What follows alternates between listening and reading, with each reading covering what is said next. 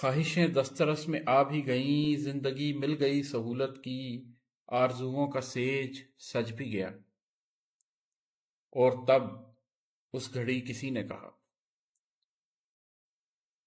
تب اس گھڑی کسی نے کہا زیست ہونی ہو تو عماد سی ہو، زندگی ہو تو بس جناب سی ہو۔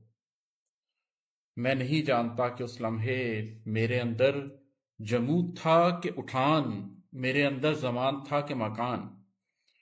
ہاں مگر ایک سخت جھٹکا تھا، میں نے یکدم ٹھٹک کے سوچا تھا، زیست مجھ سی عماد سی کیوں کر؟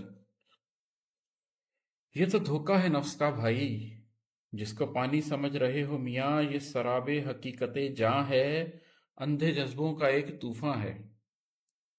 یہ کوئی مانگنے کی چیز نہیں، یہ کوئی چاہنے کی بات نہیں۔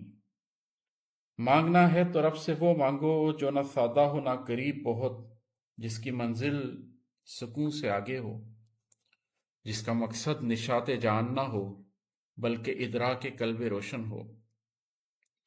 وہ جو ٹھٹکا تو رک گیا گویا، دل کہیں اور جھک گیا گویا۔